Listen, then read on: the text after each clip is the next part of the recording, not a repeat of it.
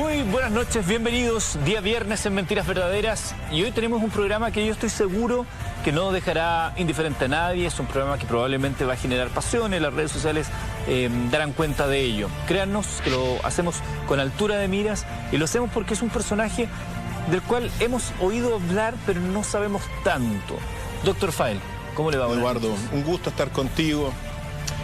Lucía Iriart Rodríguez, doña Lucía como le gusta que la llamen, nacida en Antofagasta hace 96 años, viuda del general Augusto Pinochet Ugarte. Sus solos nombres han dividido políticamente al país desde 1973. Por esta razón, nosotros hoy día vamos a conocer los secretos de la mujer fuerte de la dictadura o régimen militar, desde un enfoque histórico, igualmente alejado de las derechas y de las izquierdas que tan mal le han hecho y le siguen haciendo a nuestros países. Espero, queridos amigos y amigas, que este episodio contribuya sobre todo a las nuevas generaciones y a los más pequeños de casa para comprender con mayor descripción los acontecimientos de la historia reciente del país, para comprender el presente y proyectar un futuro con mayor unidad y paz.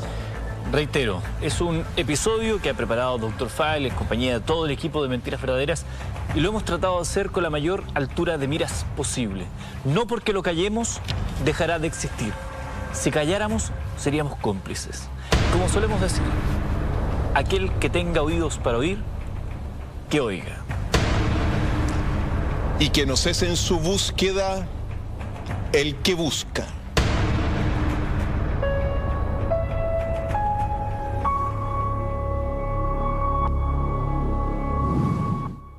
María Lucía Iriart Rodríguez, hoy de 96 años y viuda del exgeneral del ejército Augusto Pinochet Ugarte.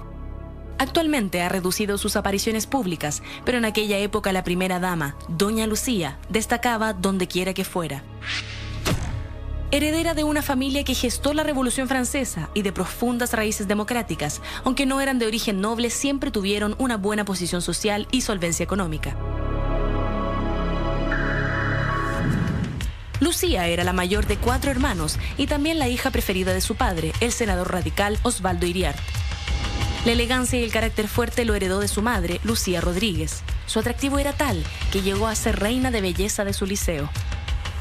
El entonces subteniente Pinochet la vio por primera vez en la Plaza de Armas de San Bernardo, cuando se le acercó a pedir un aporte para una colecta, ella en su uniforme escolar y él en uniforme militar.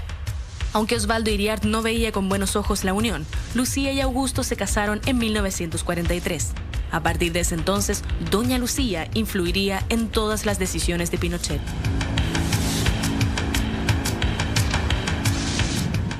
En palabras del propio general, el voto de Lucía sería determinante para su decisión de liderar el golpe de Estado contra el presidente Salvador Allende el 11 de septiembre de 1973. Se dice que Lucía habría llevado a Pinochet al dormitorio donde sus nietos dormían y le habría dicho: ¿acaso quieres ver a tus nietos crecer esclavos del comunismo?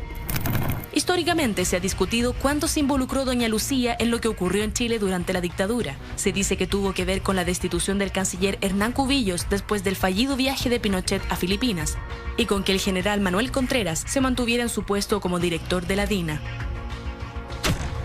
¿Cuánto sabía sobre las violaciones a los derechos humanos y las desapariciones repentinas de personas durante el régimen de su marido? Hasta nuestros días solo puede especularse.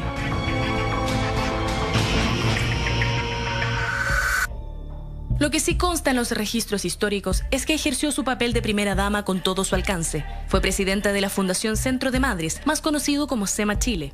Investigaciones han demostrado que numerosos inmuebles fueron donados a SEMA Chile a través del Ministerio de Bienes Nacionales y varias municipalidades, mediante decretos firmados por el propio Pinochet y que luego fueron vendidas para obtener más de 8.909 millones de pesos en recursos para la fundación. En 2016, la agrupación de familiares de detenidos desaparecidos y diputados de izquierda se querellaron en contra de Lucía por malversación de caudales públicos. Doña Lucía tenía un carácter fuerte que siempre sacaba a relucir. Se decía que le gritaba al personal militar, a los escoltas y al personal de servicio, amenazándolos y gritándoles palabras de alto calibre. Así también lo hacían sus hijos, Inés Lucía, Jacqueline Marie, María Verónica, Augusto Osvaldo y Marco Antonio.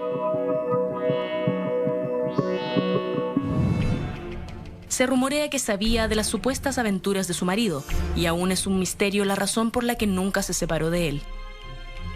Se le describe como una mujer extravagante que decoraba ostentosamente sus casas y haciendas, usaba abrigos de piel, vestidos de alta costura, costosas joyas y tenía una obsesión con los zapatos. ¿Quién fue realmente María Lucía Iriart de Pinochet? ¿Cuál fue su influencia en el régimen militar? Hoy, en Mentiras Verdaderas, Dr. File revela los secretos de Doña Lucía, la mujer detrás de la dictadura.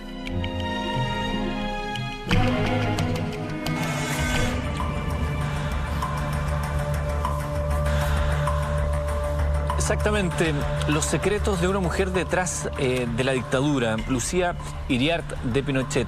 Como hemos dicho, una mujer de la cual se habla, hay libros como este que tenemos acá, Doña Lucía, la biografía no autorizada de Alejandra Matus, por ejemplo, pero hay muchos detalles que desconocemos y Dr. File tiene la palabra. Partamos por su origen. Ella nació en 1922 en Antofagasta, dentro de una familia de la élite política del país, muy bien acomodada, también de influencia masónica, porque su papá Osvaldo Iriart era masón y su madre Lucía Rodríguez era católica, por lo tanto esa combinación la marcó desde el principio.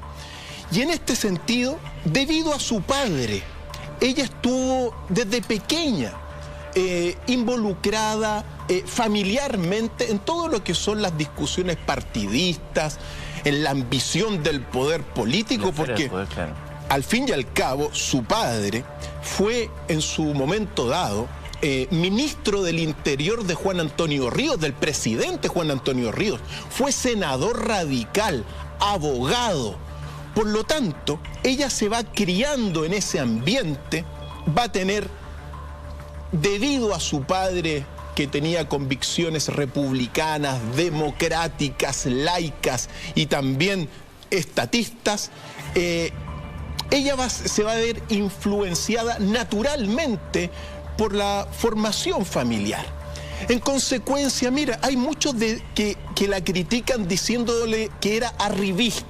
Sí, pues se ha hablado de eso, de cierto arribismo, de cierto deseo, ambición. La igualan con Lady Macbeth, el personaje de Shakespeare. Mira, uno puede decir, debido a esta formación inicial familiar, que ella evidentemente convivía con esa ambición del poder político desde pequeña, con discusiones evidentemente partidistas, y también muy moralista debido a la influencia católica de la época, pero no le calza el calificativo de arribista, porque ya pertenecía a la élite chilena, primera cosa, y segundo, porque se casó con Augusto Pinochet. Además, permíteme agregar algo que es un dato de contexto. Ella pertenecía a un círculo de poder que ya ha relatado de su padre, además en una época donde el círculo de poder era mucho más reducido que hoy. Hoy día se ha ampliado de alguna manera esa esfera de influencia, de poder. De algún modo, mucha gente que nacimos fuera de ese espacio, hemos podido tener algún nivel de figuración, opinión, la gente a través de redes sociales también tiene algo más que decir, pero en esos años los círculos de poder eran tremendamente cerrados, eran absolutos y se cuidaban con dientes y uñas cada espacio porque se protegían entre ellos.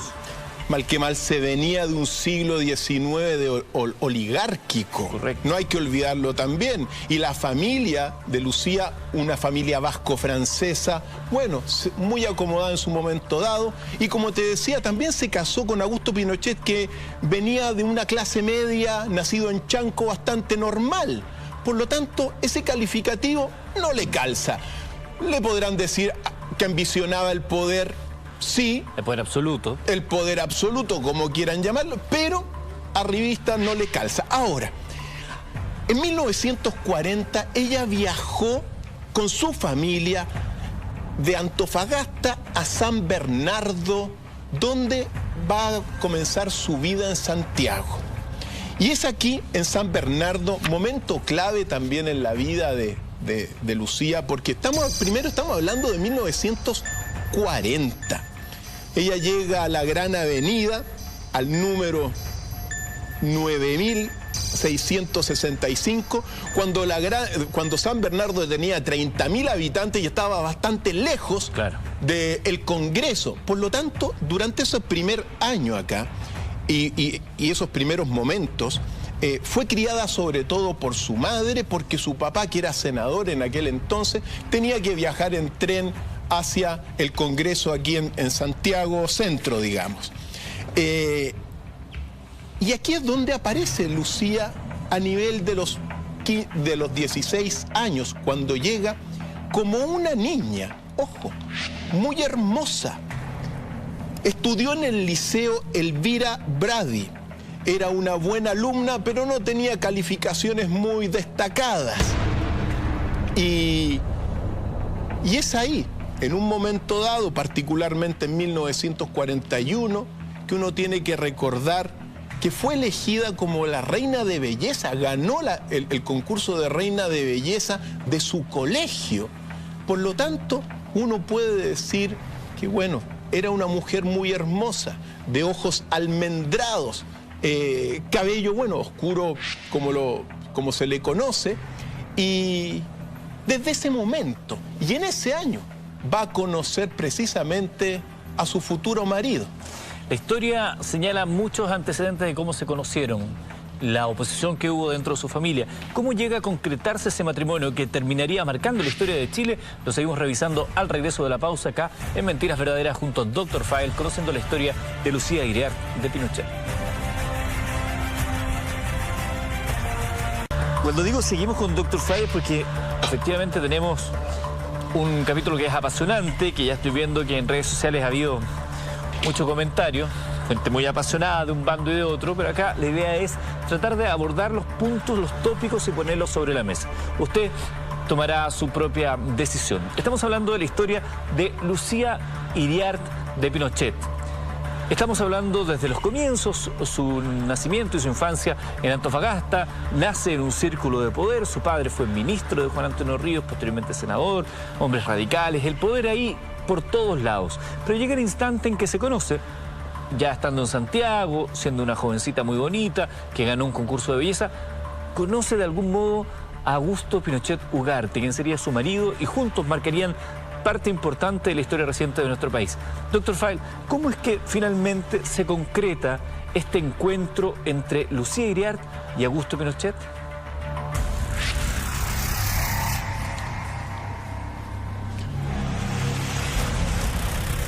En 1940, cuando Augusto Pinochet ingresó a la Escuela de Infantería de San Bernardo, en el mismo día en que ingresa, conoció a Lucía en la Plaza de Armas, ya que el coronel Berrío, director de la Escuela de Infantería, llevó al subteniente en aquel entonces Pinochet a conocer las caballerizas, y en la Plaza de Armas estaba una mujer de ojos almendrados, dentadura perfecta, que era Lucía.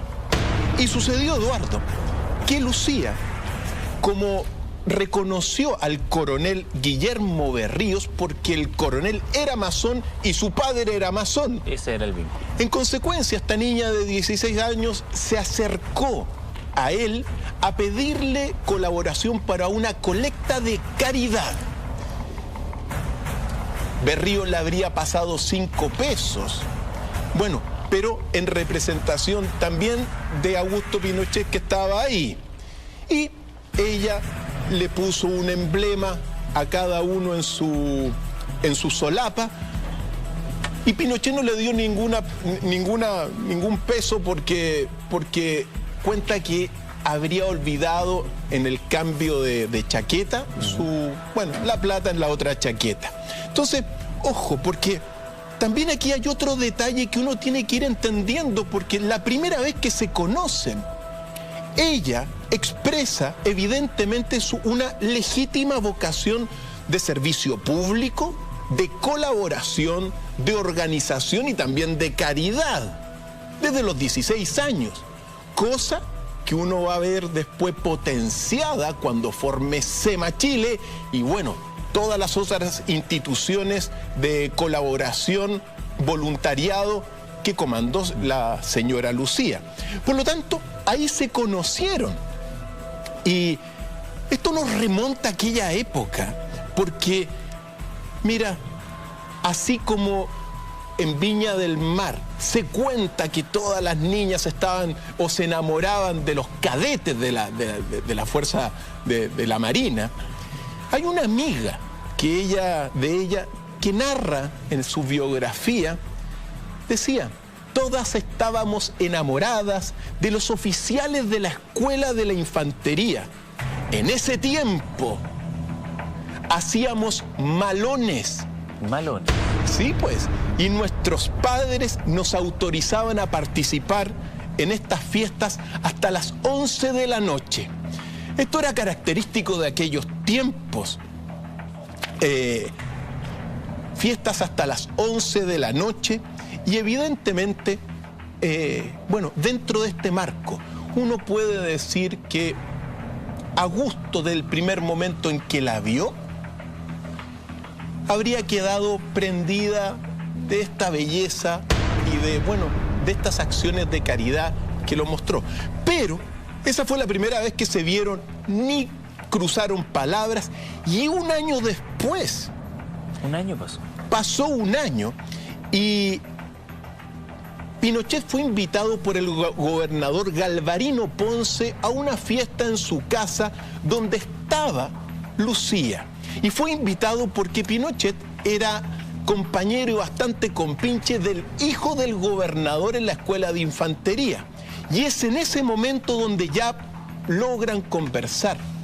Ahora, ojo, porque también Lucía tenía 16 años y ella misma habría contado que conoció a Pinochet mientras ella tejía unos calzones para una guagua de una hija mayor del gobernador.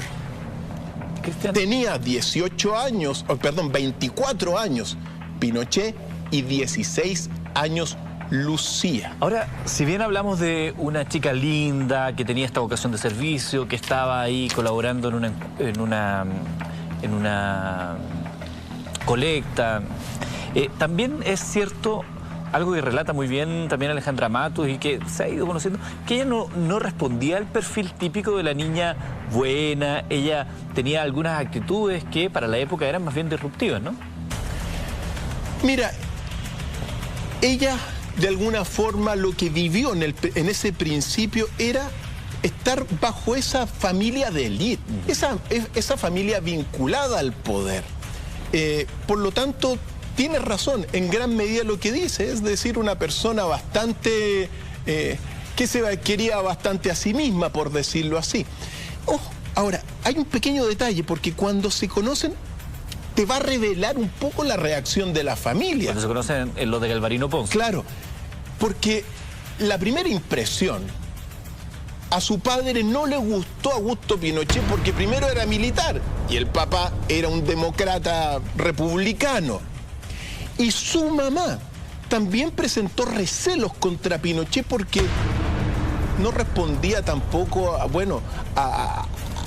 la clase social alta a la cual pertenecía Lucía. Lo que te decía yo, que se cuidaban, se protegían entre ellos, era algo medio endogámico. Así es. Ahora, jugó a favor de Pinochet dos cosas. Primero, que era bastante amigo del hijo del gobernador, entonces eso le sonó bien a la familia, estaba mal que mal invitado en la casa del gobernador. Y lo segundo, porque cuando conoció a Lucía y supo que era hija de Osvaldo Iriart, masón, ni tonto ni perezoso, Pinochet se metió a la masonería, entonces eso le cayó bien. Bueno, pasó un tiempo y particularmente el 11 de abril de 1942, Pinochet le pidió la mano, porque en aquello entonces, Eduardo, se pedía la mano a los padres. Sí, pues había formalidades que se han ido perdiendo. Se han ido perdiendo muchas formalidades. Y bueno, y Osvaldo Iriart, bastante amable, bastante simpático en muchos aspectos, se cuenta que cuando le pide la mano, se quedó en silencio durante 2 eternos minutos para Pinochet sin responderle. Y después se levantó, lo abrazó y le dio la bienvenida a la familia. Se casarían, por lo tanto, el 30 de enero de 1943 en la iglesia de los Sagrados Corazones de Alameda. Fue invitado al matrimonio el presidente Juan Antonio Ríos, su esposa y primera dama Marta Ide Pereira, y más de 300 invitados bastante bien ubicados en ese momento. Ahí comenzó el matrimonio de esta pareja que va a marcar la historia de nuestro país. Yo señalaba esto del perfil distinto de Lucía Iriart porque usaba pantalones, fumaba, tenía ciertas características que no encajaban en el modelo que uno podría llegar a pensar más bien tradicional de una niña que venga desde esa esfera de poder. Y esto de la diferencia de edad que tenía Augusto Pinochet con Lucía era comentario obligado. De hecho, a Pinochet le decían el infanticida sus compañeros de armas, justamente lo que hoy día podríamos decir profanador de cuna, esas típicas bromas que uno hace cuando hay una diferencia de edad notoria entre ambos componentes de la pareja. Eso es efectivo, según algunas biografías no autorizadas, obviamente, pero habría sido así. Lo habrían molestado a Pinochet en aquel entonces en el regimiento. Ahora, tan pronto se casan, ellos comienzan a... Bueno, mira, es hermoso también recordar porque la historia de los padres de aquella generación, porque las lunas de miel generalmente se hacían en trenes. Entonces, la luna de miel fue en tren a Quilpué, a Viña del Mar, mi ciudad natal, Quilpué, donde viví, por cierto, y después se fueron a Talca en tren. Esas eran las lunas de miel en aquel entonces, al menos las lunas de miel bastante mejores que otras. Lo que también supuso ahí una suerte de quiebre, porque hasta donde se sabe, Lucía pretendía una luna de miel en Europa, como se hacía en las esferas de poder. Te ibas a Europa, Francia, y resulta que terminan acá en la quinta región, en ese verano del año 43, después de su matrimonio. Así es. Bueno, el amor es así, Eduardo. Y también no hay que olvidar nunca que Pinochet en su momento dado, bastante guapo, como lo vamos a saber, y un par de ojos azules que al menos habría cautivado el corazón de Lucía. Permítame un segundo, doctor Fall, porque aquí quiero hacer una pausa que está fuera de libreto, pero que me parece necesaria al tenor de los comentarios. Cuando uno conoce la historia, uno se va quedando con los hechos y probablemente usted tendrá una visión de lo que fue la dictadura, del rol de Augusto Pinochet, del rol de Lucía Iriart, y tendrá sus propias conclusiones. De eso jamás lo vamos a terminar nosotros de convencer de A o de B, es su legítimo derecho. Pero cuando conocemos esta historia, no se trata de suavizar, no se trata de limpiar la imagen. Todas las personas tenemos matices, todos tenemos luces y sombras. Quizás en algún minuto predomina la sombra, en otros casos predominan las luces, pero esta historia que estamos relatando son los hechos de la causa. Así se conocieron, así fueron. Lo que fue ocurriendo después con esta mujer que vemos acá en nuestro holograma, con su marido Augusto Pinochet, eso va corriendo por una línea paralela de la cual ya nos vamos a empezar a acusar. Pero estos hechos ocurren así.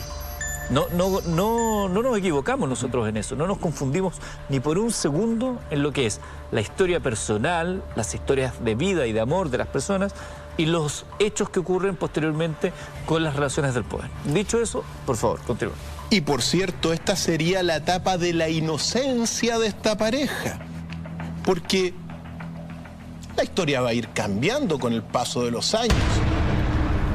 Se enamoraron, se casaron, comenzaron a vivir, como tú muy bien dijiste, una vida más bien sencilla y hogareña. Aunque uno tiene que también señalar, las ambiciones de Lucía eran mayores que las de Pinochet. También hay un dicho en la carrera militar que señala hasta el día de hoy que el 80% de la carrera militar la hacen las mujeres. Y parece que, bueno, surtió efecto en la impronta de Pinochet, porque Pinochet, según estos antecedentes, él tenía una filosofía de vida en aquel momento joven, bastante equilibrada. No quería ni mucho ni poco.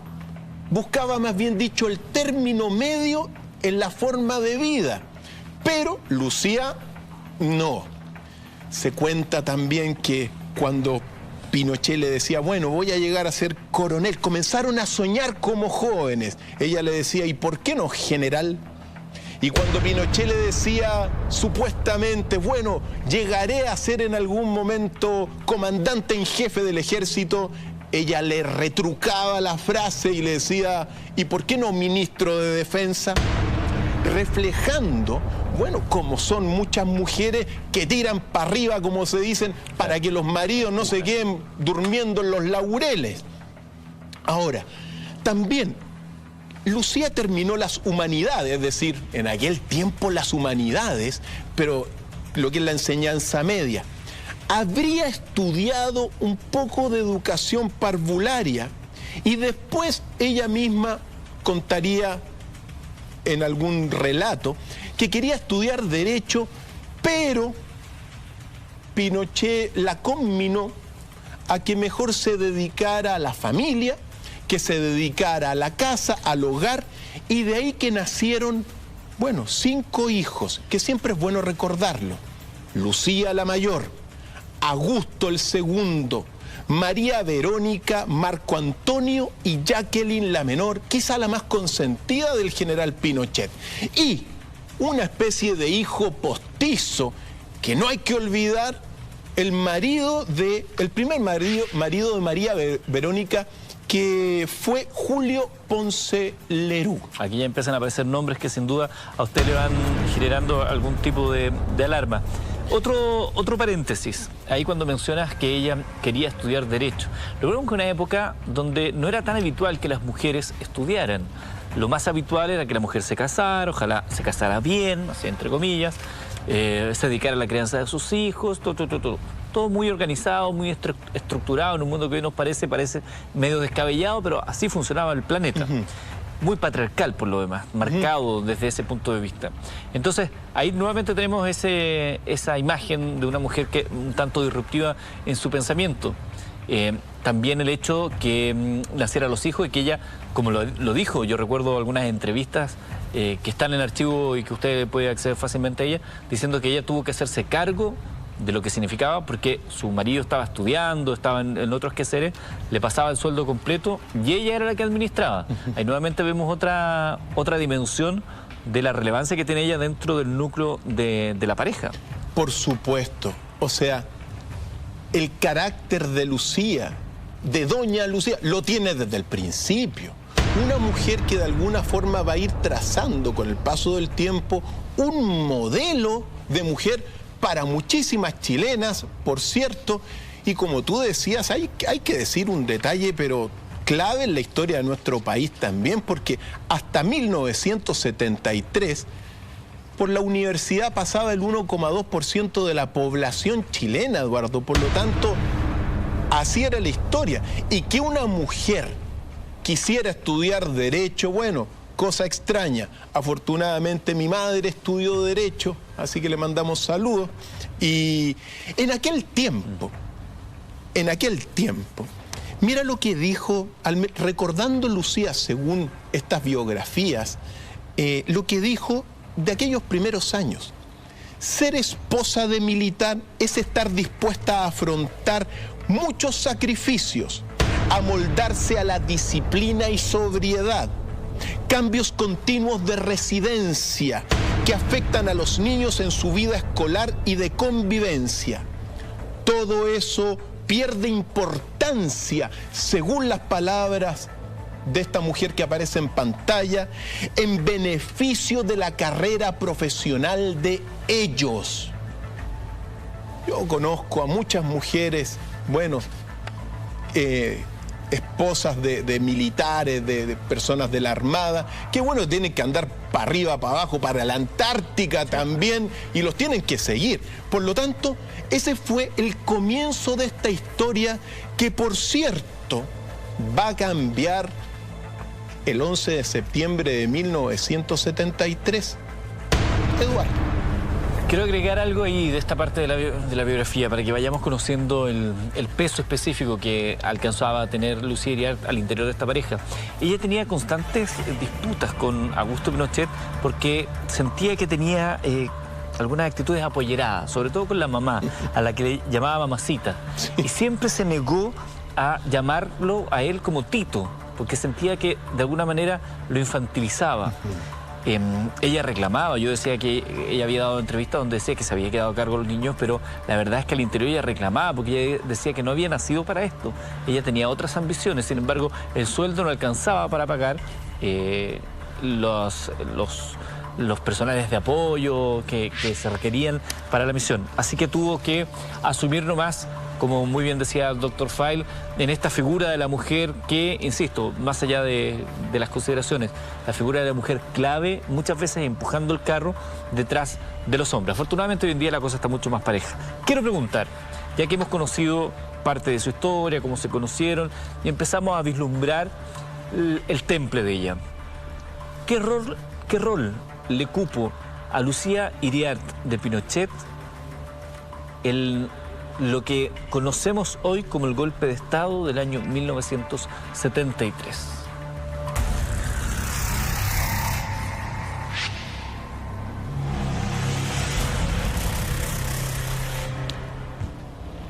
Doña Lucía jugó un papel clave, pero silencioso, en la encrucijada que enfrentó Pinochet ante el inminente golpe de Estado que se preparaba.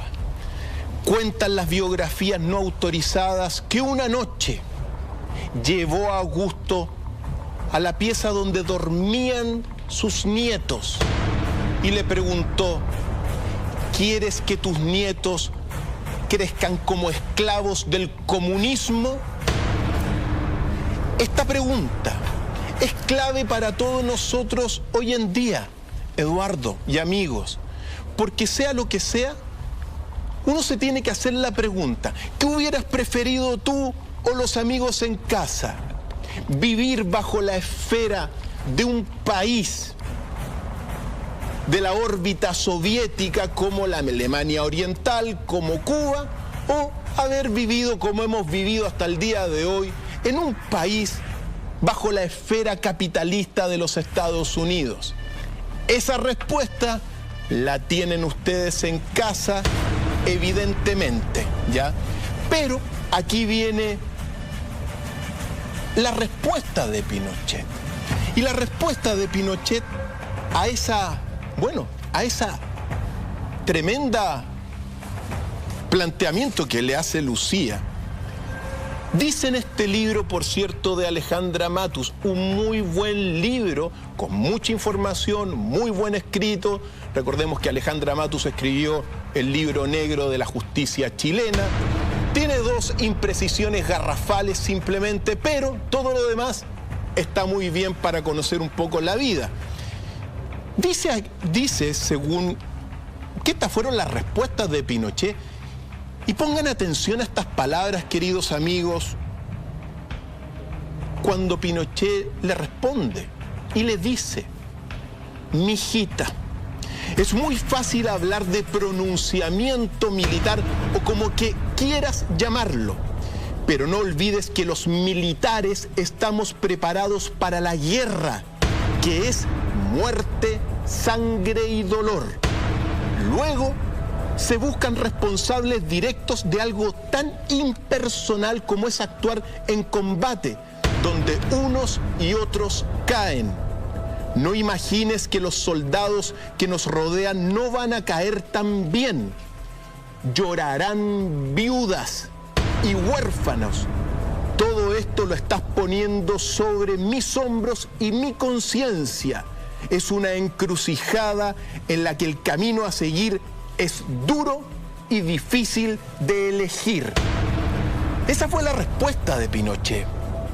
Y esto nos mete precisamente, Eduardo, en todo lo que fue los momentos previos al golpe militar. Porque recordemos que en aquel entonces, primero que nada, y que les quede claro, el primero que mandó y ordenó el derrocamiento de Salvador Allende se llama Richard Nixon, presidente de los Estados Unidos, como lo vimos. Lo vimos acá en el programa. ¿Ok? Entonces, ese es el contexto. Segundo contexto, Guerra Fría. Ojo, no estamos hablando que se tiraban bolitas de dulce. Guerra Fría es violencia, es muerte, y no hay que olvidar a Mao Zedong y todo lo que hemos visto también. Ahora, evidentemente después de esto, o sea, en estos momentos previos al golpe, antes de Pinochet, el comandante en jefe era Carlos Prat. Y Carlos Prat, bueno, fue víctima de injurias, lo acusaban le gritaban, llegaban a la casa del presidente Errázuriz, le tiraban maíz a la puerta, le gritaban marica, le gritaban gallina. En consecuencia, Carlos Prat, que aquí lo estamos viendo, bueno, él tuvo que renunciar y recomendó a Augusto Pinochet a Salvador Allende, porque Pinochet sería la persona que iba a calmar la oposición dentro del mismo, dentro de los mismos generales. Ahora, esto es clave. Carlos Prat, según los antecedentes, Eduardo, contaba solamente con 1/3 de apoyo de los generales. 2/3 de los generales estaban a favor del golpe militar, ¿ya? Y renunció debido a esto, asume Pinochet. Pinochet era constitucionalista, es así, pero estaba en esta encrucijada entre respetar la doctrina Schneider, que era respetar en el fondo las elecciones constitucionales en favor de Allende, o, bueno, favorecer lo que se estaba viniendo, que era el golpe militar. Y aquí, en este libro, uno tiene que recordar las figuras de la época que lideraron todo este plan del golpe. Uno fue, por cierto, los almirantes. Otro fue Gustavo Lee, comandante en jefe de la Fuerza Aérea. Y otra figura clave fue Sergio Arellano Stark. Sergio Arellano Stark, el general, se cuenta que el 8 de septiembre de 1973 siguió a Pinochet por todas partes porque quería saber si iba a estar a favor del golpe o no. ¿Se contaban con él o no, finalmente? Al fin y al cabo. Y Pinochet, entre esta encrucijada, entre apoyar a una mayoría que estaba queriendo el golpe o mantener el constitucionalismo. Una mayoría dentro del ejército, pero recordando que no fue desde el ejército donde nace la idea de este golpe, nace en la Armada. Por cierto que sí, gran detalle, efectivamente. Y aquí hay una declaración también de esas que vale la pena recordar porque marcan la historia. Le dijo finalmente, cuando se reunió en su casa con Pinochet después, en ese 8 de septiembre, Sergio Arellano Stark le dijo: tenemos dos alternativas. O los generales con su comandante en jefe asumimos nuestra responsabilidad, es decir, el golpe, o nos desentendemos y la mayoría de los comandantes de unidades se plegarán por su cuenta a las otras instituciones, ya que la acción se haría de todas maneras el 11 de septiembre. Esta última posibilidad, le recalqué, según las declaraciones, sería funesta para nosotros porque el alto mando quedaría totalmente desprestigiado e inhibido para ejercer su influencia posteriormente. Pinochet habló poco esa noche, estaba preocupado, tenía que tomar una decisión.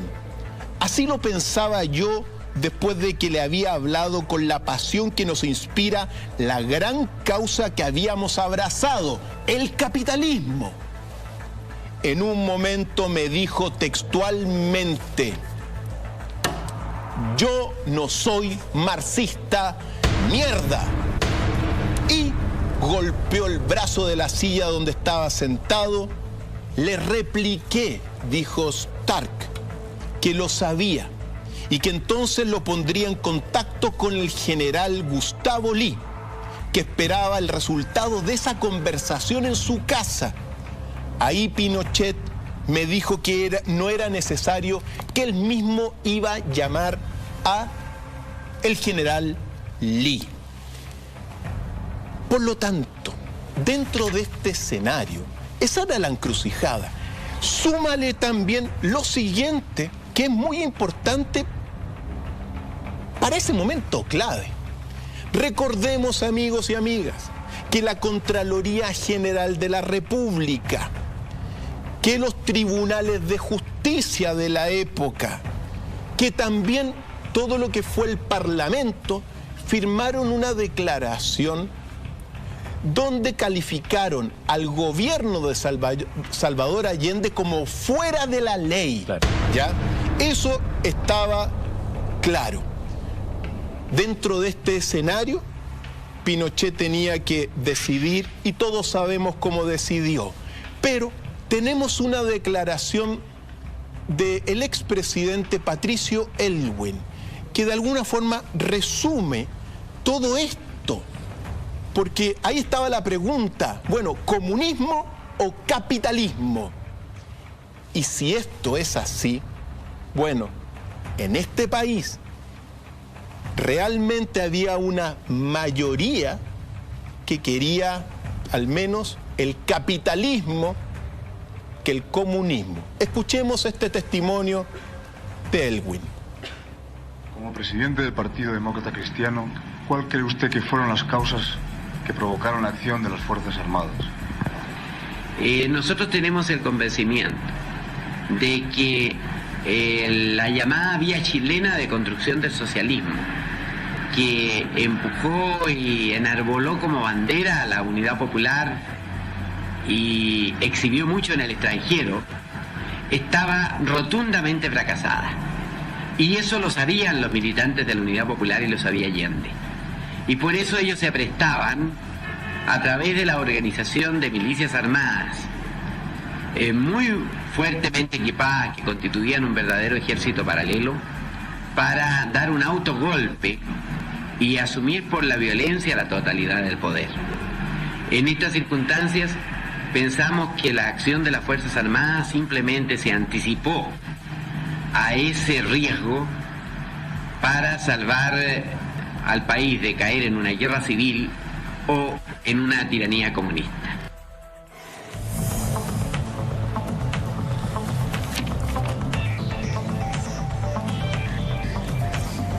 Ahí la declaración del expresidente Patricio Aylwin, en ese instante el líder de la democracia cristiana, que hablaba justamente de este momento, de esta encrucijada histórica. La tiranía del comunismo por un lado o la libertad y la democracia por otro lado, que era parte de lo que planteaba ahí en esta disquisición. Pero estamos hablando de Lucía Iriarte Pinochet. ¿Cuánto influye ella finalmente en su marido, en la toma de decisiones? Ya veíamos que no nace en el ejército esta decisión de participar de un golpe de Estado. Ella, sin embargo, junto a otras mujeres casadas con militares, le gritaban al que fuera comandante en jefe maricón, gallina, les tiraban maíz, les decían, les pedían que actuaran. ¿Qué hubiese pasado, doctor Fine, qué hubiese pasado con el matrimonio también, si Lucía Iriarte se hubiese opuesto a este golpe de Estado? Eduardo, es muy posible. Estos son hechos que se llaman contrafácticos, es decir, proyectar posibles futuros que no ocurren o ilusorios. Pero si no hubiese Lucía apoyado conjunto con Pinochet el golpe de Estado, es muy posible primero que hayan sido aprehendidos y detenidos, después destituidos y quizá juzgados como traidores y por cierto, reemplazado en la comandancia en jefe del ejército, ya sea por el general Manuel Torres o César Bonilla, que eran los que seguían en antigüedad en la comandancia, en el generalato. La rueda ya estaba girando. Efectivamente. Entonces, claro, hubieran sido destituidos porque el golpe iba de todas maneras. Es decir, no hay que olvidar también lo que significó los desabastecimientos. Sabemos que esto fue promovido por los Estados Unidos, el desabastecimiento, pero el hecho concreto, yo mismo me acuerdo de las colas, me acuerdo que no había pan, me acuerdo que faltaba el pollo, que no teníamos simplemente. Y yo me acuerdo con 3 años de las inmensas colas por el desabastecimiento que se vivía en la época. Entonces, el escenario dentro de esta Guerra Fría apuntaba sobre todo a eso, sobre todo al golpe militar. Siempre uno tiene que recordar que, bueno, durante el primer periodo uno tenía que decir pronunciamiento militar. Claro. Después golpe militar y hoy día, bueno, decir pronunciamiento militar, golpe militar, son ideas afines, igual que decir régimen o dictadura militar, se va a entender al periodo en que estamos hablando. Yo recuerdo que en el colegio a nosotros nos hacían los actos, yo nací en el 75, pero posteriormente a ello los actos eran el Día de Liberación Nacional. Así me lo enseñaban a mí en el colegio, como el Día de Liberación Nacional. Seguimos hablando de la historia de Lucía Iriart. Vamos a ir conociendo cómo pasó básicamente ella ese 11 de septiembre, pero no quiero seguir avanzando sin aclarar algo, porque hemos dicho que gran parte de lo que comentamos lo obtenemos de esta biografía no autorizada de Alejandra Matus, Doña Lucía, un libro muy interesante que está disponible en las librerías del país. Pero tú dices que es un libro interesante, pero que tiene 2 errores garrafales. Entonces, hartas personas preguntan, ¿cuáles son esos errores garrafales? Ojo, son imprecisiones garrafales. Pero sucede que, ojo, en este es una fuente, no es el único. Leí otras biografías y evidentemente la historia. Pero este libro presenta 2 imprecisiones, sobre todo en lo que es el asesinato de Orlando Letelier y el asesinato de Prat, allá en Argentina. Esta autora, Alejandra Matus, si investigara más esos 2 casos, se daría cuenta que en realidad, claro, la DINA participó en acciones preoperativas, operativas también, pero en realidad lo preciso y la verdad histórica, querida Alejandra, distinguida periodista, es que detrás del asesinato de Orlando Letelier y de Prat en Argentina estuvo metida hasta el cogote la CIA, y eso hay que decirlo. Y el director de la CIA en aquel momento, George Bush padre, después presidente de la República, bueno, presidente de los Estados Unidos. Entonces, esas son imprecisiones. Perfecto. Ya, solamente ya. Eso porque la CIA estuvo en eso. Para aclarar la duda que habían manifestado nuestros televidentes. ¿Dónde pasó Lucía Iriart ese 11 de septiembre? Una vez que ya sabemos cómo se configura este hecho. ¿Dónde está ella? ¿Cómo lo vive? Mira, y esto da pie para responder algo clave también dentro de la familia militar. Mira, ¿es verdad que las mujeres saben muchas cosas? Sí, pero por regla general, los militares, la ética militar, la educación militar, les enseña a no andar contándole todas las cosas que hacen los militares, no solamente en los regimientos, sino que también en la guerra, porque es barbaridad todas estas cosas. Entonces, ella, en un momento dado del 11 de septiembre, lo pasó junto a sus hijos menores, Jacqueline y Marco Antonio, en toda la escuela de montaña en Portillo. Y es posible que no haya tenido idea que ese día se iba a hacer el golpe de Estado.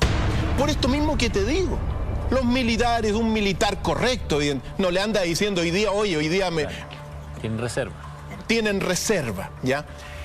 Lucía, por cierto, la hija, lo pasó en Santiago con su primer esposo, Hernán García, figura clave porque después sería director de Televisión Nacional.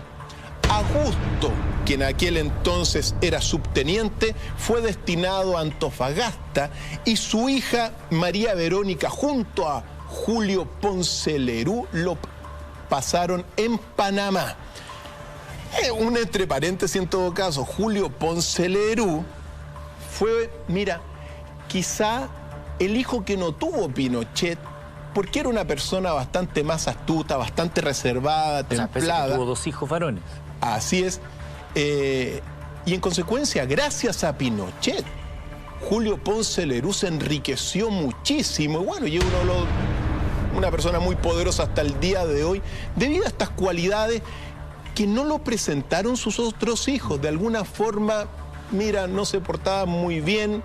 No vamos a entrar en esos detalles, pero Julio Ponce Lerú sí se benefició del matrimonio con la hija de Pinochet. Julio Ponce Lerú, el mismo hombre que está detrás de Soquimich, recordará usted, Soquimich, una empresa, una minera no metálica que financió a diversos sectores políticos de izquierda y de derecha. De izquierda y de derecha. Vamos a hacer la pausa y ya continuamos revisando la historia de Lucía Iriart de Pinochet esta noche, acá en Mentiras Verdaderas.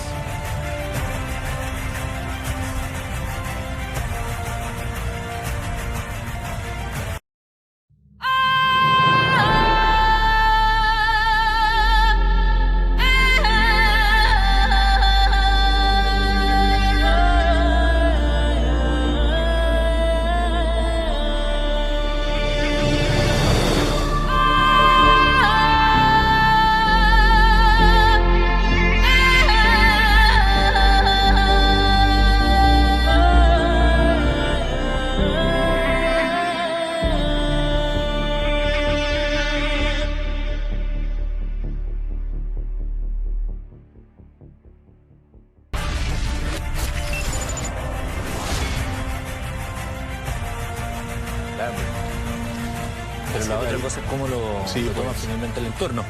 Estimadas amigas y amigos, estamos de vuelta esta noche en Mentiras Verdaderas revisando la historia de Lucía Iriart de Pinochet. Hemos hecho un barrido desde su infancia en Antofagasta, ya nos enteramos de cómo se termina conociendo con Augusto Pinochet, el rol que tuvo finalmente la conspiración que termina con el golpe de Estado.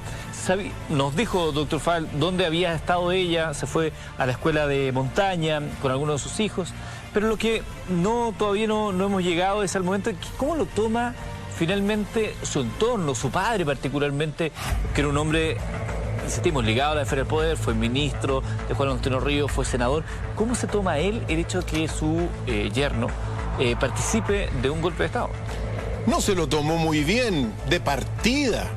Él era democrático, republicano y, según los testimonios que uno ha logrado recopilar, habría señalado lo siguiente: no quiero saber nada de Pinochet, ni con mi hija Lucía.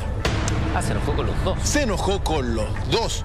Por lo tanto, así habría reaccionado el padre, cosa que cambiaría con el tiempo. Pero la familia de Lucía Iriart también sufrió de tensiones. Particularmente un hermano de Osvaldo Iriart, Jorge Iriart, fue detenido por todas las fuerzas militares. Debido a este escándalo dentro de la familia, Osvaldo, que no quería tener ninguna relación con Lucía, tuvo que llamar a Lucía y decirle: oye, detuvieron a tu tío Jorge. Y después también detuvieron a una sobrina que se llama Mónica Iriart, donde también tuvo que intervenir Osvaldo, llamar a Lucía y decirle cómo es posible esta cosa. Ahora bien, Lucía, según en estos momentos, habría llamado a su tío Jorge ya liberado y le habría dicho lo siguiente: debido a estas detenciones y sobre todo de Mónica, su sobrina, este es el resultado de la educación que le diste a tus hijos, le habría dicho a su tío. Y su tío respondió: ten más respeto, no olvides que yo todavía continúo siendo tu tío. Por lo tanto, así en la historia, recordemos que era una familia con, bueno, democrática, con pensamientos también algunos de izquierda. Así es la vida. Con arraigambre en el poder. ¿En qué minuto o cómo es que se empieza a dar las apariciones públicas de Lucía Iriart, toda vez que Augusto Pinochet, como responsable del ejército, no es de los que organiza el golpe de Estado, lo organiza la Armada, sin embargo termina liderándolo? En ese contexto, ¿cuáles son las primeras apariciones públicas de Lucía Iriart Pinochet a estas alturas ya en ciernes primera dama de la República? Su primera aparición fue a través de un mensaje a la mujer chilena publicado el 15 de octubre de 1973 en el diario El Mercurio. 15 de octubre, un mes después. Un mes después, donde dice lo siguiente: Madres de Chile. Yo me acuerdo de este mensaje porque partía así, Madres de Chile, y se leía por todas partes y se leyó por todas partes. El trabajo de todas nosotras será la primera piedra para comenzar el engrandecimiento de nuestra patria. El granito de arena que aportaremos nosotras para la paz y para el entendimiento entre nuestros hombres que oyen la voz cálida de la madre o de la amada. Esa fue su primera aparición, por cierto, dentro del escenario público, muy importante. La segunda aparición, Eduardo, ocurrió el 30 de octubre de 1973 y ya en esta ocasión fue una entrevista en el diario El Mercurio realizada por Ada Monguillo.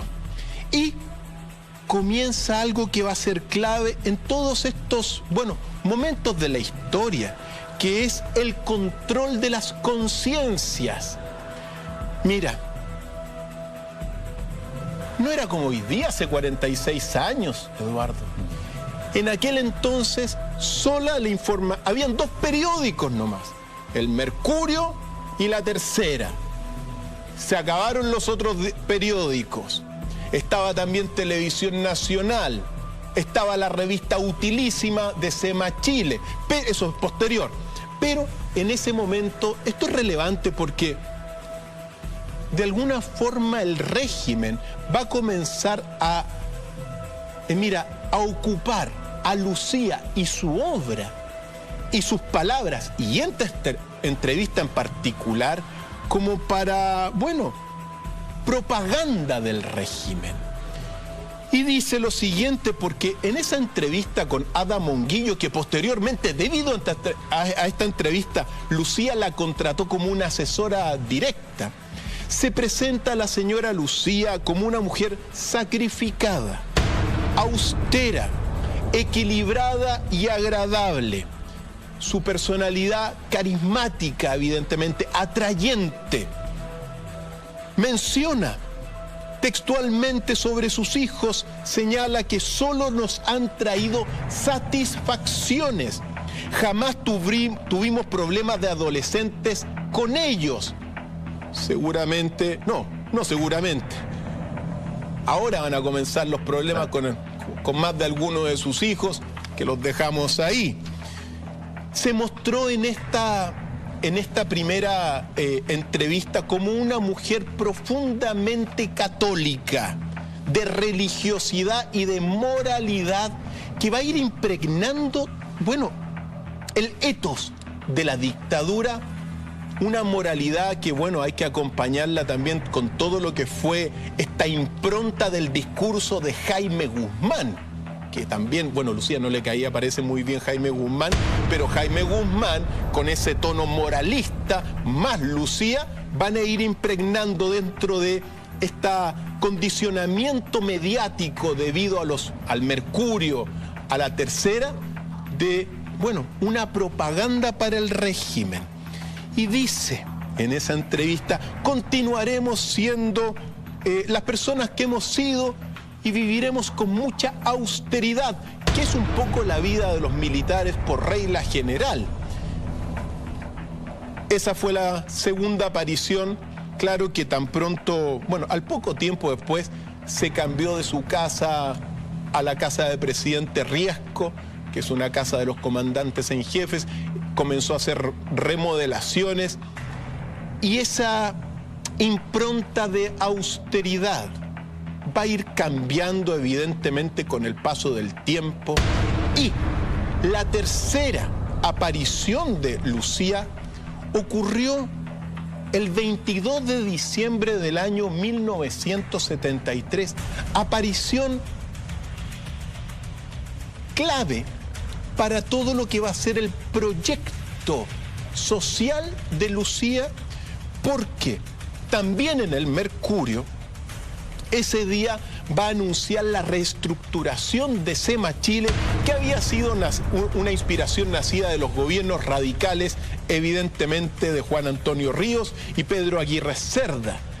Anuncia la reestructuración y en ese mismo discurso también menciona la organización de un té para 200 huérfanos que dejaron los movimientos del 11 de septiembre de 1973. Por lo tanto, lo que ocurrió, mira, entre el 11 de septiembre y el 22 de diciembre de 1973, dejó dentro del régimen 200 niños huérfanos. Hubo muertes, por cierto, por el lado también de los militares. Claro que no se menciona en esta entrevista todas las barbaridades y tortura y violación a los derechos humanos también que hacían por el otro, porque, mira, ¿cuál es el problema? El problema no es... el problema es que los capturan a muchos y no los meten a juicio, simplemente los ejecutan sin un debido proceso.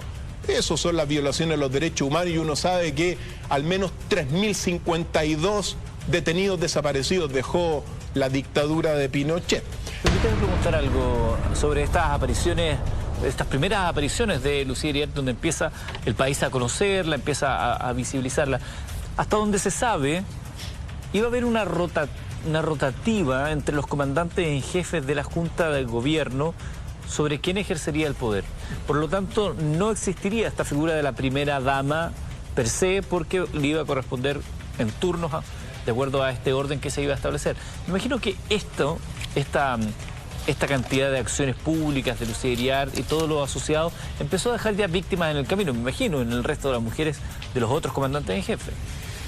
Así es, mira, lo que sucedió y que fue gran parte de la crítica que le hicieron a Pinochet es que, claro, Elwin, por ejemplo, los tribunales de justicia, el Parlamento, apoyan todo lo que es la intervención militar, el golpe de Estado, pero querían que dejaran pronto el poder. Ocurrió completamente lo contrario. Pinochet, tan pronto asume la dirección de la Junta de Gobierno, va a ser el hombre fuerte y va a impedir la rotación desde el primer momento. Al tiro se paró eso. Es decir, de un momento importante comenzó Pinochet a ejercer su autoridad sobre el otro, bueno, sobre el resto de comandantes en jefe de las Fuerzas Armadas y de orden del país. También hay que recordar, debido a estas primeras apariciones, que bueno, comenzaba de alguna forma la gloria que ella quería. Claro. Es decir, el protagonismo que Lucía quizás siempre anheló desde su temprana edad, lo tenía ahora.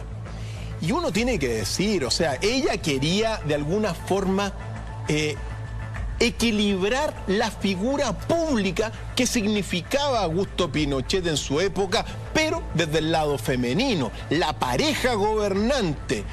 Y, mira, entre 1973 a 1976, Lucía Iriart reestructura SEMA Chile. Y yo no conozco otra mujer que haya organizado tantas instituciones de voluntariado, todas centradas en ella misma. Fíjate tú, la Corporación Nacional del Cáncer, dirigida por ella, la Defensa Nacional, Alborada 36, voluntarios del Hospital Militar, damas de la Academia Nacional de Estudios Políticos, la Proayuda al Niño Hemofílico del Hospital Sotero del Río, la Comisión de la Drogadicción y el Alcoholismo, y qué decir que era patrona de las damas de rojo, amarillo, rosado, celeste, calipso, lila. En consecuencia, en torno de ella se formó un voluntariado, bueno, de miles de personas, ¿ya? Perdón, entre ellas el resto de las señoras de los comandantes en jefe, que no les quedó otra que ir tomando también alguna institución de beneficio para parecer como que hacían algo, porque ya que Lucía había tomado el control de SEMA Chile, que era la más importante de todas. Y en realidad, entre SEMA Chile, todas estas instituciones que he mencionado de voluntarias que querían en un primer momento ser el reflejo de, bueno, de la ayuda como respuesta a todo el desabastecimiento que hubo durante el último periodo del gobierno de Salvador Allende, bueno, logró, mira, en torno de SEMA Chile se juntaron 45.000 voluntarias. 45.000. Así es. Tenían más de 10.000 sedes de madres, en torno de por lo menos 1 millón de personas beneficiadas por todo esto. Mira, se cuenta también que Lucía quería hacer o emular la figura de Eva Perón, amada por los descalzos, cosa que no lo logró, obviamente, porque no ha sido amada por los descalzos. Aunque en su minuto toda la acción benéfica de SEMA era muy aplaudida. Por supuesto que sí. En un Chile mucho más pobre, donde era necesario la capacitación y los centros de madres como entes vinculantes colaboraron mucho. Ahora, tienes toda la razón. Y SEMA Chile desarrolló una estructura prácticamente equivalente a la estructura que tenía el gobierno de la época. Es decir, arriba estaba Lucía, después las esposas de los comandantes en jefes estaban después de ellas. ¿Pero eso se conoce como el ejército de Lucía? Eso es lo que se conoce como el ejército de Lucía, porque después, en el orden jerárquico, venían las mujeres del generalato, en la dirección nacional también. Después, bueno, como vicepresidenta, también más abajo estaban los tenientes coroneles, las esposas de los tenientes coroneles, de los mayores, de los capitanes, de los tenientes, de los subtenientes. Por lo tanto, de alguna forma, esto es relevante para todo lo que fue, mira, la propaganda del régimen militar de la dictadura. Porque SEMA Chile, junto a la revista Utilísima, que era de Lucía y de SEMA Chile, que publicaba 70.000 ejemplares mensuales, y junto a Televisión Nacional de Chile, dirigida por Hernán García, marido de la hija Lucía, digamos, formaron realmente un aparataje eje en todo lo que es, bueno, la conciencia colectiva del país. Y uno tiene que también señalar, no se sabían las cosas, hay muchas cosas que no se sabían. No se sabían de la guerra real que había entre el Frente Patriótico Manuel Rodríguez en su momento dado, que eso da para un capítulo entero, y el régimen militar, las acciones, las desapariciones, eso no lo publicaba mayormente el Mercurio, menos La Tercera, porque eran los órganos con Televisión Nacional para ir instalando precisamente el modelo capitalista de libre mercado que se tiene hasta el día de hoy, que trabaja para las grandes transnacionales. SEMA Chile, y aquí comienza de alguna forma, mira, uno tiene que señalar que esa austeridad que presentó como mujer de un subteniente en un primer momento, en esta instancia de la vida cambió, porque con la ayuda de todo lo que es el Ejecutivo, SEMA Chile recibió apoyo monetario, por cierto, de la Polla Chilena de Beneficencia, recibía un 20%, de la Lotería de Concepción también recibía apoyo. Llegó a tener 23 locales de venta en todo el país, uno en Nueva York, otro en Miami, SEMA Chile. Tenía subvenciones fiscales y llegó a acumular, como lo sabemos hoy día debido a todos estos escándalos de mala administración. Más de 112 propiedades a nombre de SEMA Chile. Entre ellas unas plazas, ¿te acuerdas? Que sí. Era sorprendente, una plaza era de una localidad era propiedad de SEMA Chile. Así es. Y lo que es peor, porque cuando, al menos el caso que se está hoy día en la justicia, SEMA Chile no tiene libros de contabilidad desde 1983 hasta el año 2004. Se dice que, bueno, cada 5 años los votaban porque se van a acumular las cosas, pero igual hay un desorden que le ha costado caro ahora en el epílogo de la vida precisamente a la señora Lucía, porque está siendo procesada, está metida, ahora, bueno, no puede disponer libremente de los bienes que tiene, sobre todo de estas propiedades de SEMA Chile, y también es muy posible que haya ocupado o que habría ocupado SEMA Chile como una especie de cajas chicas, porque habría financiado, ayudado a sus nietos, habría ayudado a Marco Antonio, Jacqueline le pasaba la plata. Por lo tanto, de alguna forma, SEMA Chile fue su gloria y también va a ir terminando en una especie de karma o cruz pesada sobre sus hombros, sobre todo hoy día, porque SEMA Chile, Eduardo, ha tenido una deserción del 95% de las voluntarias. Aún siguen habiendo voluntarios, aún tienen sedes, pero está siendo investigada por la justicia por desorden administrativo, triangulaciones de propiedades, negociaciones irregulares, entre otros tantos delitos económicos. De hecho, son solo por el concepto de venta de inmuebles, se habla de una malversación que podría llegar a los 9.000 millones de pesos. Eso es solo una de las aristas que se investigan. Efectivamente. El poder corrompe y el poder absoluto corrompe absolutamente. Y uno tiene que decir, sobre todo a estas figuras que gozan del poder, bueno, ojalá que tengan ¿por qué no mantuvieron la templanza del equilibrio que dijo en algún momento dado Pinochet? El poder corrompe, Eduardo. Lo que dijo la misma Lucía Iriart cuando dice vamos a seguir viviendo austeramente, pero de pronto cuando ves que está todo ahí y que nadie se da cuenta, las tentaciones, quizás las voces, hay que estar ahí en el momento para poder tener una claridad respecto a lo que significa simplemente hacer lo que quieras y que nadie te juzgue. Seguimos hablando de Lucía Iriart, estamos hablando de SEMA, como muy bien decía Dr. File, su gloria y también su gran karma. Pero también, paralelamente, ya que estamos centrados en la figura de ella, no podemos dejar de hablar de su relación de pareja con Augusto Pinochet Ugarte. Y hay una arista dentro de esta relación que quizás para algunos significaría un punto de quiebre sin retorno, que tiene que ver con un hecho comprobado, esto no es una especulación. Augusto Pinochet Ugarte le fue infiel a Lucía Iriart.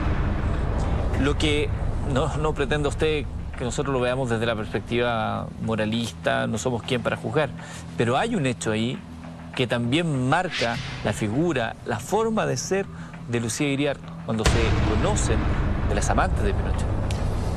Así es. Sobre todo cuando asume el poder, Pinochet se dio cuenta que el poder atrae a las mujeres y si a ese poder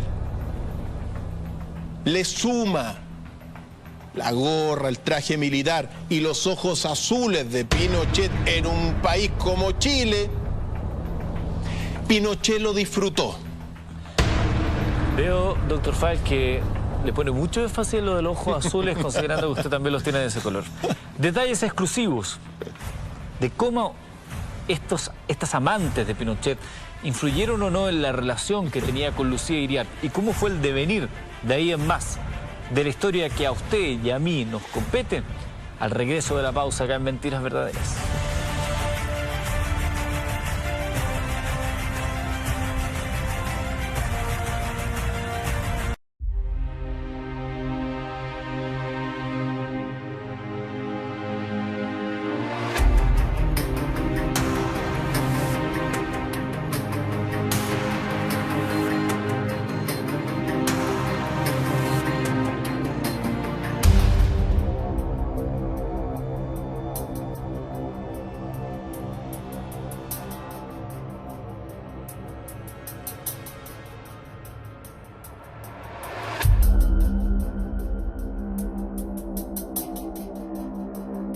Quiero plantear una pregunta que habíamos dejado establecida al término del bloque anterior. ¿De qué manera afecta la relación que tenía Lucía Iriart con su marido el hecho de conocer que Pinochet tuvo amantes?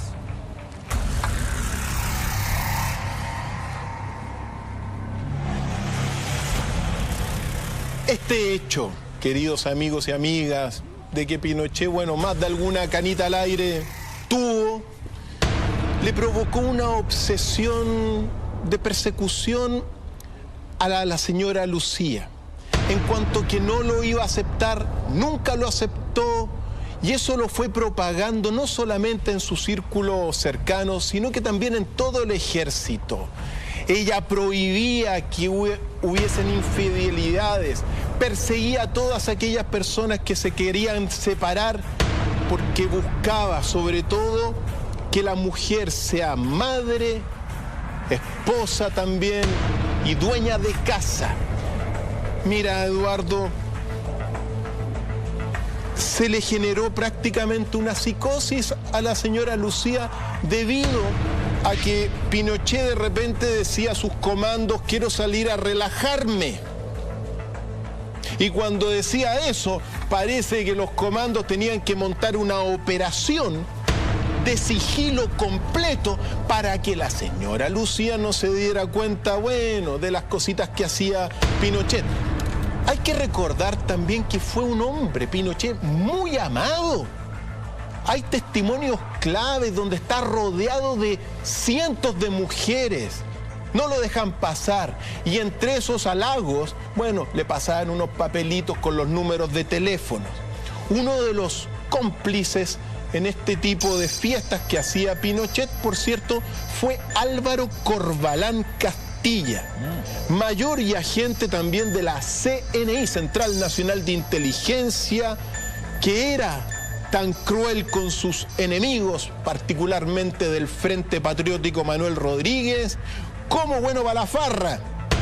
Se cuenta que era el presidente de la Comisión Cantina, el que dirigía la Comisión Cantina, y que bueno, Álvaro Corbalán se le veía por ahí tras bambalinas en el Festival de Viña. Seguramente más de alguna vez se habría contactado con Gervasio.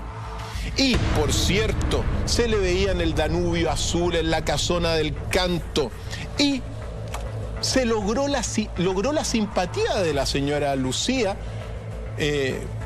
Cantaba ranchera, organizaba las fiestas, pero claro, todo esto para que la señora Lucía no se diera cuenta de lo que estaba haciendo. Estas dos caras de Álvaro Corbalán, digno también de otro episodio, si nos da el tiempo más adelante. Pero Pinochet, bueno, gozó de su poder, y mientras él gozaba de su poder, cuando la señora Lucía sabía de alguna posible amante de Pinochet, las despedía, hacía que las despidieran. Muchas mujeres perdían sus trabajos porque parece que Pinochet andaba dándose las vueltas por ahí. Así en la vida. Fue muy celosa también en su momento dado, tenía celos de algunas mujeres.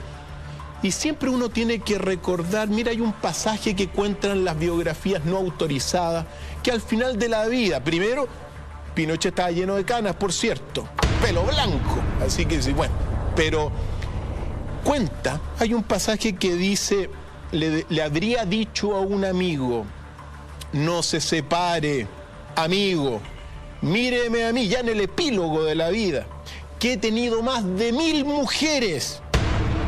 Si lo pillan en algo, regálele una joya. Y parece que con los regalitos que le traía cuando se portaba mal, la evidencia era traerle un regalito, una joya, un vestido, algo hermoso, unos bombones a Lucía para que... Un engañito. Un engañito. Pero así es la vida, así pasó esta historia, pero hay cosas más profundas también que hablar, quizá no tan delicadas como estas cosas amorosas. Claro, podríamos dedicarle un capítulo completo quizá a la relación que tuvo con Piedad Noé, pero queremos seguir avanzando. Y otra pregunta que uno suele hacer cuando quiere conocer la figura de Lucía Iriart es ¿qué nivel de conocimiento se puede constatar? Pues ya sabemos el nivel de conocimiento que tuvo en su momento del golpe de Estado, pero ¿qué nivel de conocimiento se podría llegar a constatar por parte de ella de las violaciones a los derechos humanos que se cometieron en Chile? Eduardo, esta es una pregunta del millón. Y uno tiene que señalar categóricamente que lo primero, la señora Lucía apoyó sin contemplaciones las decisiones políticas que realizó el general Pinochet. Hay testimonios que dicen, hay que hacerlo sin contemplaciones. Cuando Pinochet tomaba una decisión, lo apoyaba, sin cuestionamiento a nivel público.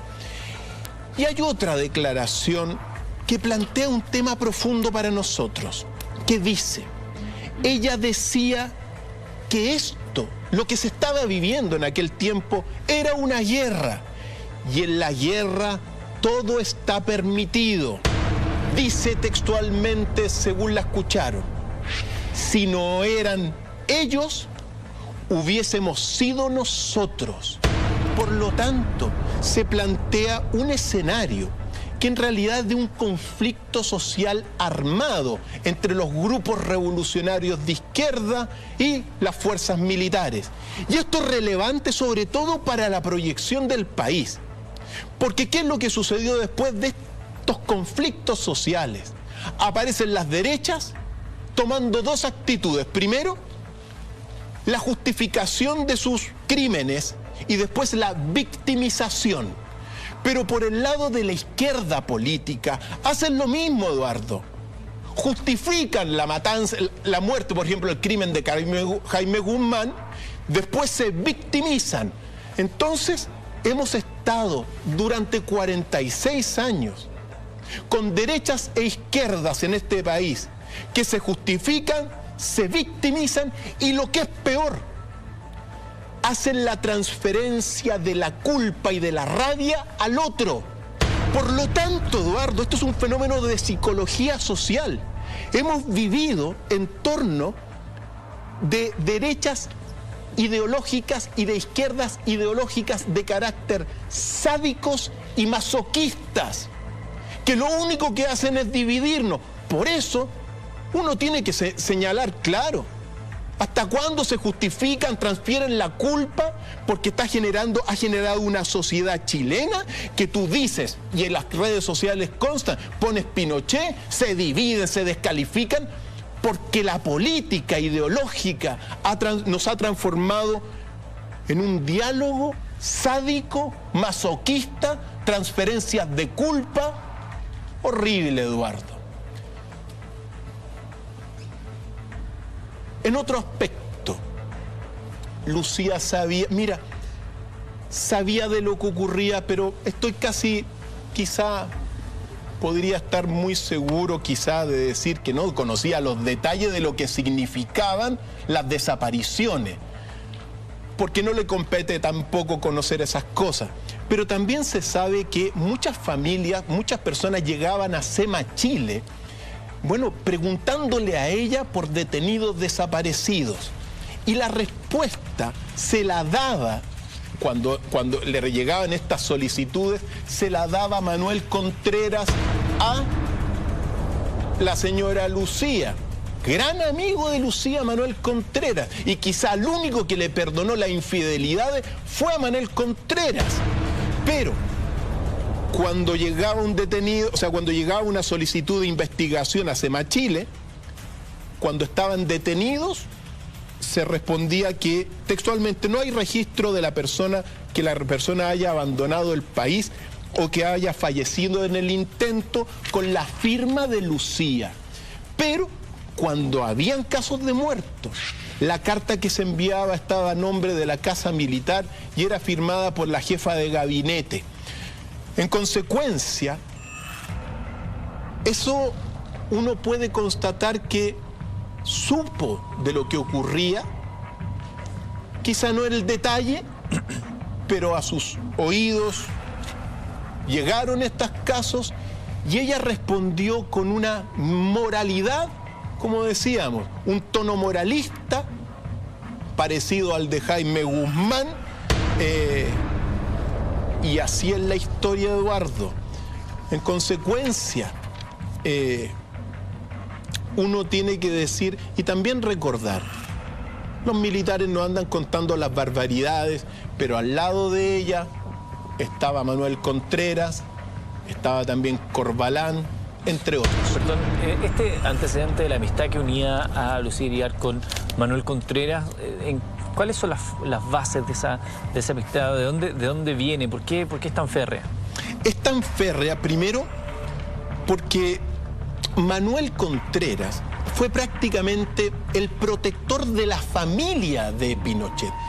Lucía recibía muchos anónimos. Te vamos a secuestrar a los niños, te vamos a matar a los niños. ¿Y quién estaba ahí para defender y proteger a la familia? Manuel Contreras, director de la DINA. Se cuenta que él la habría acompañado muchas veces a desayunar en su casa en Presidente Errázuriz. Después la acompañaba y la seguía hasta el edificio Diego Portales. De hecho, a tal grado habría llegado la amistad entre ellos que cuando deja el poder de la DINA por el caso Letelier, Pinochet lo tiene que sacar de la DINA, formar la CNI, habría sido el único momento en donde, debido a esta decisión de Pinochet, Lucía se fue de la casa y se sintió desprotegida por esta, de alguna forma, decisión que había tomado Pinochet con Manuel Contreras, que aquí vemos. Por lo tanto, fueron muy cercanos y siempre se sintió ella protegida, su familia, evidentemente, con este general. Hablemos también de esa faceta de Lucía Iriart, que quizás muchos tienen todavía en la retina, una faceta de una mujer un tanto más excéntrica, con un look que en algunos casos emulaba a Europa. Háblanos, por favor, doctor Fael, de esta faceta extrovertida en lo visual de Lucía Iriart de Pinochet. Que en el fondo de la austeridad pasó a ser el modelo de la mujer del capitalismo. La mujer del capitalismo, el hombre del capitalismo tiene que consumir. Y mientras más consumo, mayor bienestar, supuestamente. Ya sabemos que eso es un error del sistema, que el consumo no te lleva a la felicidad tarde o temprano. Pero bueno, en aquel entonces donde se estaba imponiendo todo esto, uno tiene que decir que a la señora Lucía le encantaban las compras. Y que cuando empezó a disponer de muchos recursos económicos, le encantaba comprarse sombreros, le gustaban los abrigos, también las joyas. Se cuenta también que cuando fueron particularmente al funeral de Francisco Franco, habrían llevado ella al menos $1 millón en viáticos para compras en tiendas de lujo en Europa. También habría llevado $3 millones de viático a ese famoso encuentro de la firma del Tratado de Panamá, invitado por Jimmy Carter con Torrijos, que fue muy polémico en su momento dado, pero habría llevado mucha plata también. Entonces, año 77, ¿no? Así es. Entonces, cuando uno ve todo esto, uno dice, efectivamente, la señora Lucía de la austeridad pasó al consumo.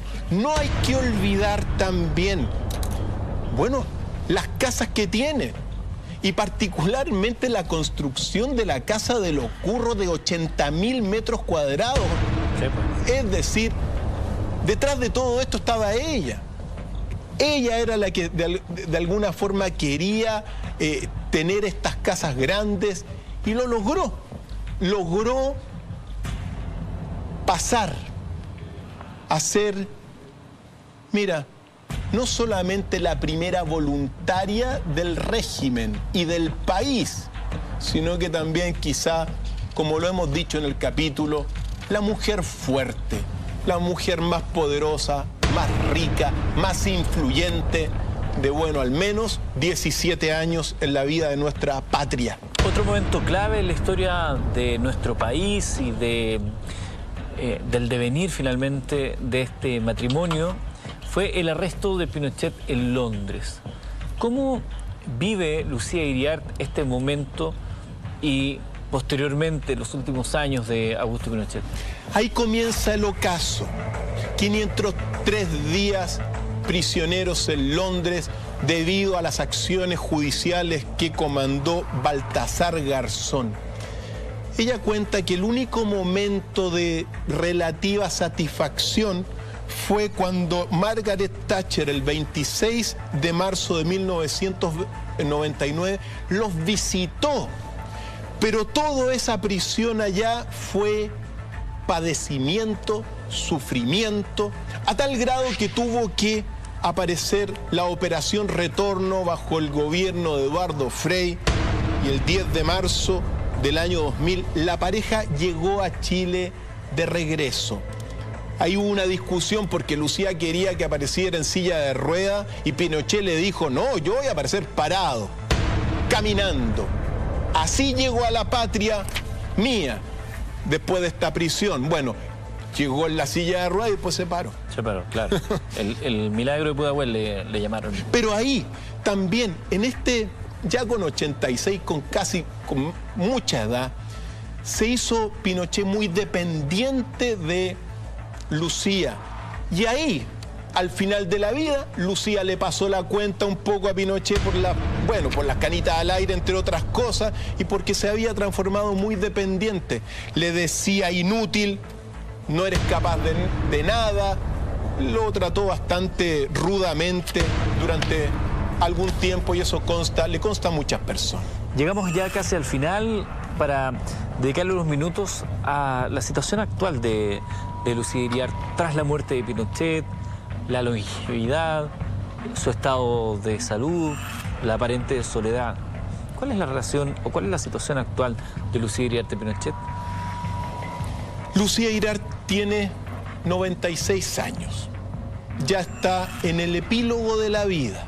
Uno puede decir finalmente, Eduardo, una mujer que sigue siendo una católica acérrima, que intuyó los ejes del poder en Chile durante mucho tiempo, que es la iglesia, la cruz, la espada y el capital.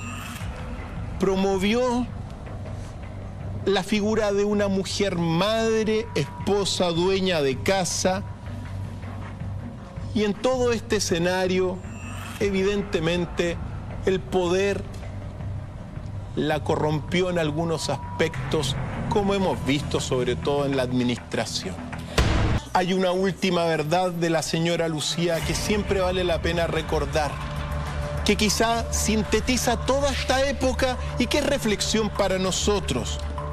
Su última verdad, si estas declaraciones son correctas, Eduardo, dijo o habría dicho Lucía lo siguiente: la justicia de los hombres no me toca el corazón. La única justicia es la que aplica Dios. Ante ella, bajo la cabeza y acepto. Dicho esto, despedimos esta edición. Muchas gracias a todos ustedes. El que tenga oídos para oír, que oiga. Y que no cese en su búsqueda el que busca.